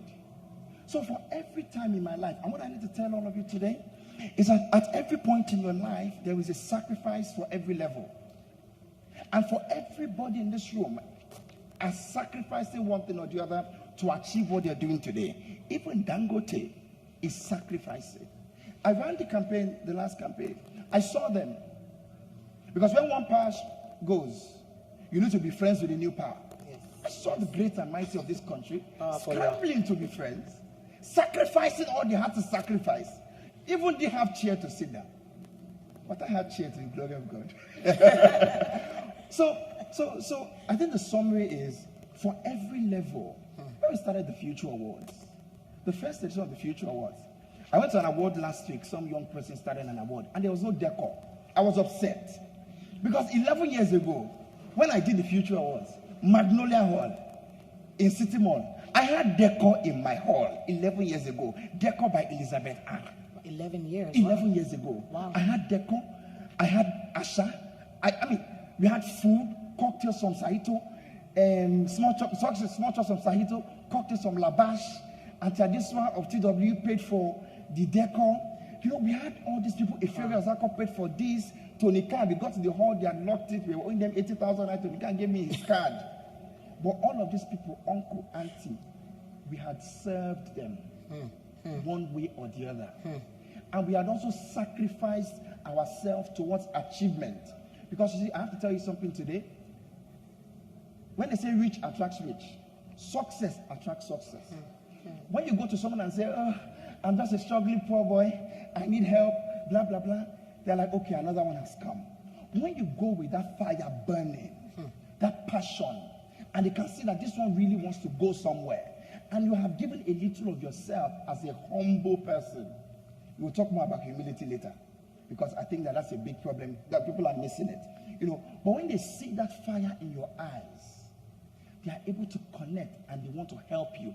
When they see that you believe in your dream so much and that dream might succeed, then a bit of them also wants to be a part of the people that give wings, you know, to this story. So I'll stop there for now. Amazing feedback. I'm looking at the look in Omilola's eye, and she's grasping everything in. And I think you said one thing, which if Mr. DA is still here, thank you so much for the opportunity. He gave me my opportunity at LCC. That's Mr. Deji Ali. Omilola interviewed him earlier, so I don't think it's a coincidence that I'm here today. She's here today. She was actually one of the people that I called when I got ready to leave LCC after 4 years. I told her everything God told me. She shared everything God told her. So I know it's not a coincidence. You can't do it afraid. You don't know what's ahead of your journey. But I can tell you, it's been 3 years, and I would have been crazy to not have done it afraid. I don't know where I'm going, but I know I'm on a good path. So don't be afraid to do it afraid. I would say that. So Modupe, let me come to you. You know, I call you my small madam. My husband loves you, Ayamashe. I was like, Salt Lagos. I was going over some questions last night, and he was like, who is Salt? I'm like, the Ayamashe that you ate now. But Taya, you made up that name. I didn't make the name of it. It's Ayamashe, and she makes it. He loves it. So, you know, we've said thank you. She's the best. If you guys have not tried the Ayamashe, please, she does that too on the side. They freeze it. She does it every Wednesday or something. It's like a couple of thousand naira. It's amazing. But I feel like I know your story. I know, you know, and my son turned 4 in September, and I was blessed to actually come into Salt Lagos, and I walked into your pastry factory, should I say? It's kitchen, I would say. You know, I wasn't supposed to come that morning. My nanny was going to go pick up the cake, but because of traffic, time, and everything, we had to take cake back to school, and I walked in, and we talked. So I feel like even this, I keep telling Omilola, is not a coincidence, because everybody that's here, besides Auntie Reti and Debola, which I know from more of their profile. Banky, I saw him last year, so that wasn't a coincidence that he was supposed to be here. God had already orchestrated this day for me. I walked in and I was so proud of you, because I know you went to law school. That's a long time. Yeah. You were called to bar. Like, you practiced with your daddy, I know. Yeah. 5 years, and then you were like, I'm done. I want to go do it afraid. Yeah. You know? In terms of transitioning between careers, this has to be a process. I know my process. In fact, that's the process that people do not share with you. Mm. And I think that's why a lot of people are so afraid of doing it afraid, because somebody still needs to write that book. Maybe, God, you let me write it. What is the process? The process that you are home crying. Like the girl said, event center or something like that. You know, you almost feel like you want to die. Like, are other people not going through this? You go out, people are looking well. I'm looking sad. I'm trying to look well. But there's a process, and it's not an easy process. Yeah. Can you share your own story, and what was your process? Thank you. For me, it was, as she said, I went to law school. So talking from A-levels, you know, to law school, which is the worst experience of your life. If you're a lawyer and you go to law school, well done, because law school is the worst thing you can ever experience in your life. But so having gone through that, you know, 7 years of school, and then and then I have a master's degree. In fact, I went to America. I'm a fellow of the Center of International and American Law. My dad is a lawyer, a senior advocate, and it just makes sense that, okay, Dupe, you will join the law firm, you know. And I did work with him, but then I used to go to work every day. And first, hour, I'll waste time. Maybe I'll just go and do rubbish, or I just waste time, because I'm like, oh God, I'm back at this office again, you know. And I would sit down thinking about what I'm going to eat for dinner. Oh, today I feel like eating burgers with a mango salsa. I probably never have tried it before, but this thing just comes to my head, and I'm thinking, you know, can it be 6 o'clock? I need to get to City Mall. I need to buy these things from Goodies. And, you know, and then I got to a point where I was stagnant, and I felt like my friends were, Dupe, you know, at Templars, we're going to this, we're doing that, we're representing Mobile, and I'm thinking, God, what was this? What am I doing with my life? And 2011, I got really depressed, and this is something we don't talk about in Nigeria. Depression is a taboo. I see we're not allowed to feel in Nigeria. Yeah. I'm from America. I grew up 18 years. I feel. You know, and I was really depressed, and I was very stagnant, and I used to cry to work every day. Sometimes I would have to wear makeup to hide my swollen eyes. I had a lot of mood swings, and people didn't understand what was going on. Look at this minute you're smiling, next minute you're carrying your face. And, you know, I used to snap at people, and I just got to that point. I'm like, God, I can't do this. I'm tired of life. I'm tired of this. This is just stagnant. I'm not going anywhere. And I remember that one day I went to church. I wasn't even meant to go to church. I went for morning glory. We have this thing in church on Tuesday mornings, a women's prayer meeting. And the woman was talking about trusting God. And that day I said to myself, you know what, I'm going to trust God no matter what.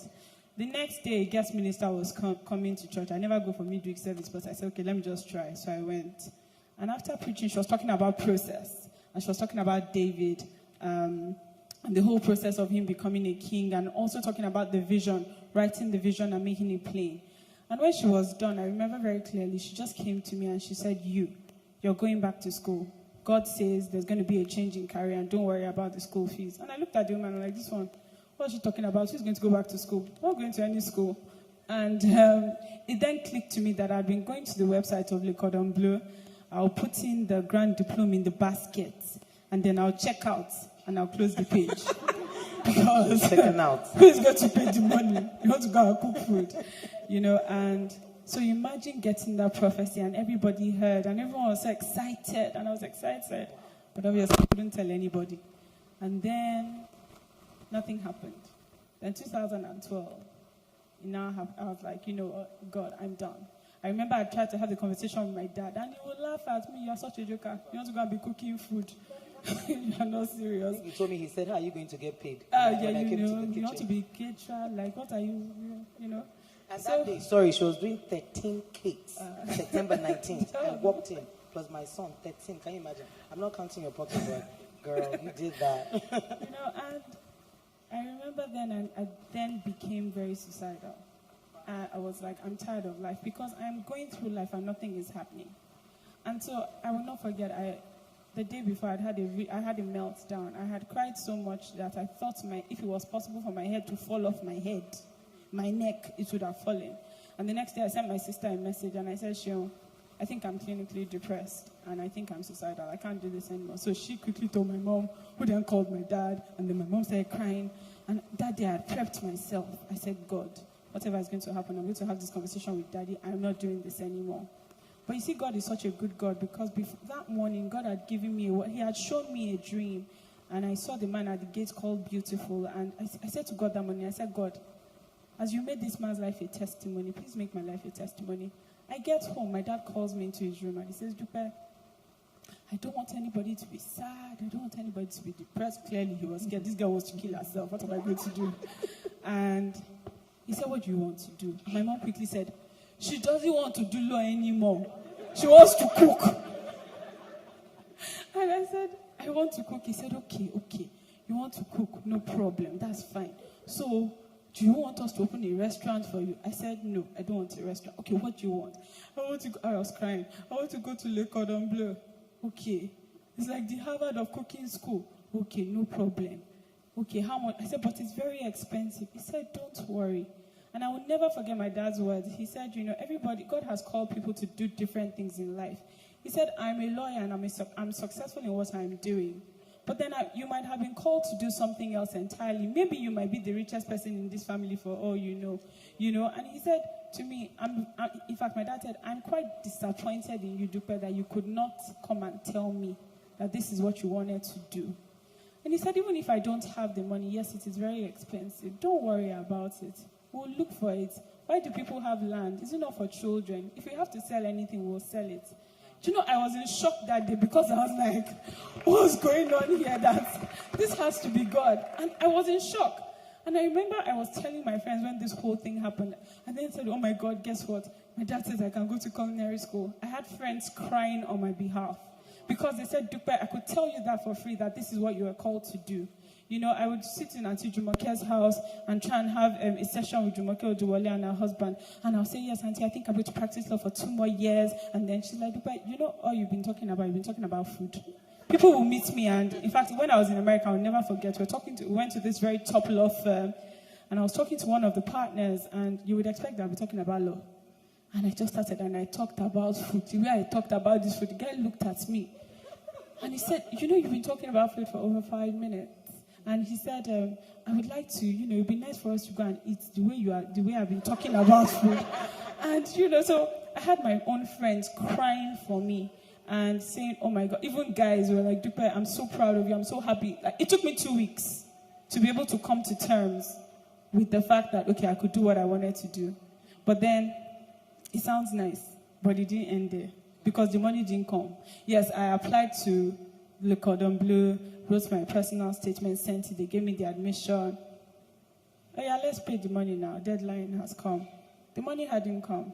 My dad said, Dupe, ask for an extension for about 2 weeks. They gave the extension. And I'm like, God, you said I'm not going to worry about the school fees. What's going on? A day to the deadline of the extension, he calls me and he says, Dupe, why is you send the bank details now. Let's transfer the money. I was like, God, what are you doing? Like, I didn't understand. So the money came. Time for accommodation now. We have to pay accommodation. I remember my sister and I were looking for places, and there was a particular apartment that I really liked. And the way the whole process just went, even to getting the visa to go to Paris, when I even got to Paris, the accommodation, my landlady was the best landlady in the world. They even welcomed me with macarons, everything, and that process, even in Paris as well, I could just tell that every step of the way, God was there. A French, the man I went to meet at the embassy had warned me. He apologized on behalf of the French people before I got there. He said, we French, we can be very racist. So for whatever we are going to do to you, I apologize. But I can tell you that not once. I had a friend, we were in the same cordon bleu, and he hated his experience, like they were so racist to me. I didn't experience racism, not once. The restaurant I worked there for 6 months. And my chef couldn't speak English, but he loved me so much, he didn't want me to leave. And I was just thinking that, God, this is just favor, because I was starting from low. I didn't know what I was going to do. I was depressed. But as soon as I walked into that purpose of knowing that, okay, this is what I want to do, and God has directed me, ease and peace. That's exactly what came. And the thing is, I just think sometimes we limit and we box God. I said today, I was praying earlier and I said, God, I hope I don't turn this to a God session. Because I talk about God a lot. I was raised a Muslim. So I found myself God at 20-something years old. So all I have is God. So, and I said, God, I pray to God. And Allah, to you Muslims, also my sister-in-law's here, we just need to believe in a higher being. Yeah. And trust God and stop limiting God. And I think that's our problem as human beings. We have deadlines. We have all these things that we want to do. I think we need to start asking God, rather than, even when things don't happen, thank God, because he might have another path that he wants to take you on. So you might have your passion, your purpose, and all of this stuff, but he has the final master plan. So sometimes when things don't work out, just trust, and always do it afraid. And I'll keep interjecting in there. But Wumi Williams, my Atlanta girl, when you came to Atlanta, I would say that I didn't really have much Nigerian friends. You knew my brother. So I didn't know Wumi in Atlanta. And I always said, when did you come to Atlanta? I didn't stay in Atlanta now, but my brother knew you so well. And I am so blessed to have known you over the years through Omilola, and I know the journey. We just spoke at Mr. Woshika's, the last Tara FTD series that we had. And, we spoke briefly, and I know even then, I know what you're doing now, your project, could not have been easy, because you got big dreams, girl. And we all do. But with you established a first of its kind of luxury boutique mall in the most expensive neighborhood in Lagos. Talk about favor. What gave you the audacity to dream big, Wumi? Because that's big dreaming, And was it always part of the plan for you? Okay, well, good afternoon, ladies and gentlemen. I'm here for you today because this... You can? Okay. It's fine. Okay. God didn't give me the vision to dream big for myself. He gave it to me so that I could come and share it with everyone here today. In April 2015, my lease was coming to an end in Dolphin Estates in my old store, and it was going to be time to renew it in July. And one night I just heard a voice from God say that you've been doing this business for 10 years and you're not going to continue to pay rent. You're going to be the one to actually be the rent collector. And I was like, I didn't really understand it. So I was like, okay, well, the 10-year anniversary ball was coming up, and there was a ball, but there was no mall at the time. But God had given me the vision already that this is what I want you to do. And again, to anyone here who believes in God and in Christ, you understand that when he gives you a vision, you have to follow through, because it says obedience is better than sacrifice, and you must obey what it is that I'm telling you to do. So the 10-year anniversary was in October, and we had this dinner where Debola was even one of the guest speakers there. I attended, I was there. And I was, I shared the 10-year journey, which I'm sure if more questions are asked, you'll hear more about the process. And I heard God say this is what you're going to do. Anyone can own a mall. There's thousands of malls in Lekki. In fact, I remember the first day when I told my husband that this was the vision that God had given me. He said, oh, that Lekki Free Trade Zone area is the place that, is going to be the dream in the next 5 years or something. And I was like, no. God said Ikoyi is where it's going to be. And he looked at me, because he's always looking at me like, this girl, and, I heard it's in Ikoyi. Lekki is saturated, what it is that I'm going to do for you. Which other mall do you have in Ikoyi? You've been in business for 10 years, and your clientele are HNIs, and a lot of them do not have where to go in Ikoyi, so this is what you're going to do. So again, the next step was, I'm going to show you the location. I'm going to give it to you. And I was like, gosh, how am I going to find this place? So again, the journey started looking up and down for property. When you think you found the one, before you know, the agent calls you, is gone. Or you think you found another property again, and maybe your husband or your children don't like it. It was just an ongoing process where, okay, God, you said you're going to show me the property. It's been 3 months, December, I still haven't found this property. So one day my friend called me and she said to me, Wumi, I saw a property. No, actually, I have to rewind. I actually thought I had found the property on Bank Road. And I had actually, all my savings from 10 years, I said, okay, let me write a check and pay it forward. Then my friend called me and said to me, Umi, I found a property 3 doors away, and it's a lot bigger. And I'm like, there's no property. There's nowhere I haven't been in the whole of Ikoyi, and there's no property. And I said, there is. I saw something, and it said to lease. And I said, okay, let me go and check it out. And so I go there, and I check out the property, and indeed it was for lease. But before, I had been there before, and it was for sale. But someone had bought it, and they had now put it up for lease. So I hounded the staff. They hounded who owns this property, that I need to find out who owns this property. You see, this God that we serve, he's not an ordinary God. I discovered that the person that owned the property was the chairman of my 10th year ball, the anniversary that I had had. And I said to him, it looks like you're about to be my landlord. And he said, well, he has this property and he has the one next to it. And it's been just sitting there. And the reason why he hasn't leased it to anyone, South Africans, different people have come to him. But the reason why he hasn't leased it out is because he has future plans for the property. And he doesn't want, when the time comes, it's going to be very difficult. So I said, okay, well, these are my plans. And I have a mall that I'm trying to develop, and it's my proof of concept. And basically, I want to be your tenant. And he said, well, no problem. I have trust in you. I watch you all the time, and I see how you work hard. Go for it. So that was step one. All the money that I had, script, I was able to make a deposit. So after that first step, what was going to be next? The next step was going to be, okay, how am I going to be able to develop this property? By the time I finished doing the business plan, the money that I was going to need was over 70 million naira.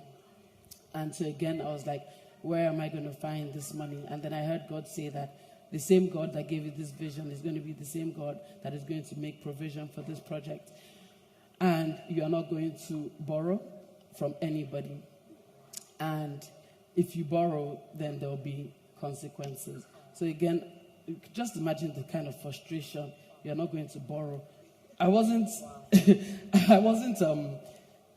automatically obedient because I had a vision and I wanted it to happen fast, you know. Everyone wants that microwave, quick popcorn.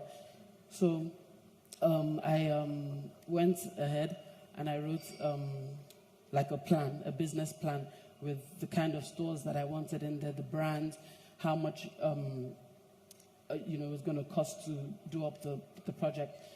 And then my aunt is an architect, so I took her there and I said, "Oh, can you please get how much will it cost to get one of your architects to do a 3D drawing for me?" And she told me, "Oh, we won't charge you the company price, we'll just charge you the basic to pay him, and he should go and have a look at the place."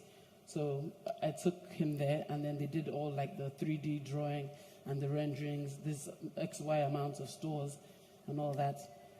Okay, so that was part B.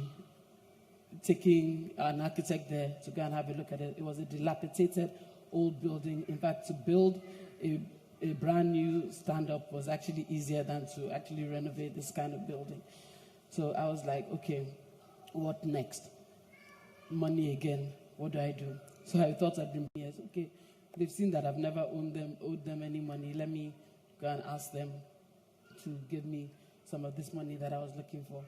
And you know what? They said to me, "Okay, we believe in your business plan and all that.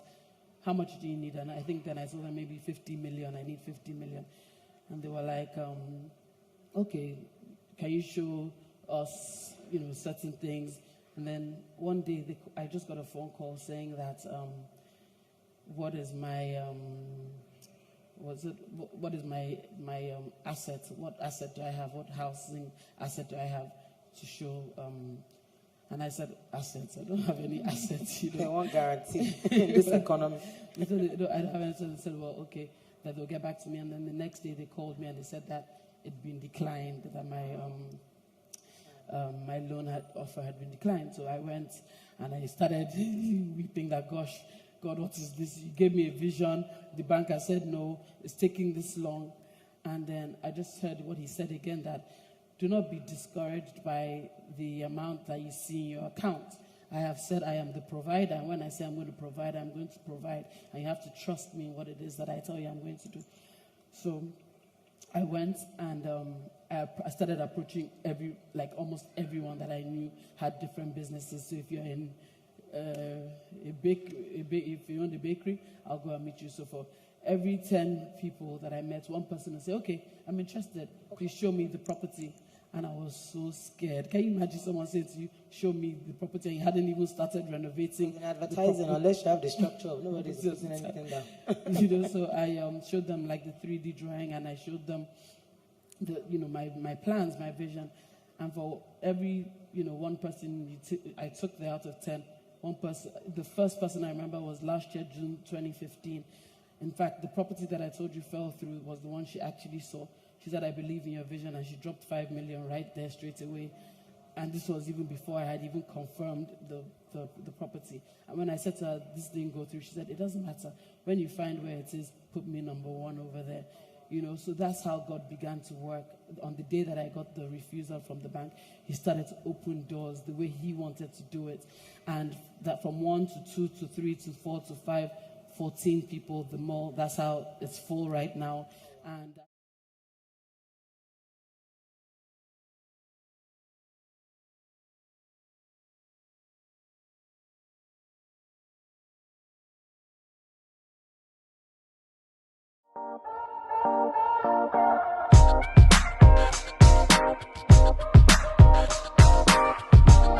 Hello people, it's your girl Mercy Chuma, and yes, it's my first time here in Carousel, and I must say that this place is a cool place to be in for your events, for your wedding, for your anniversary, your album launch. Come to Carousel. fantastic ambience, fantastic environment, fantastic people. I love their sound. I love the ambience. It's easy to worship. I don't know what it is with the environment, but it's really easy to worship.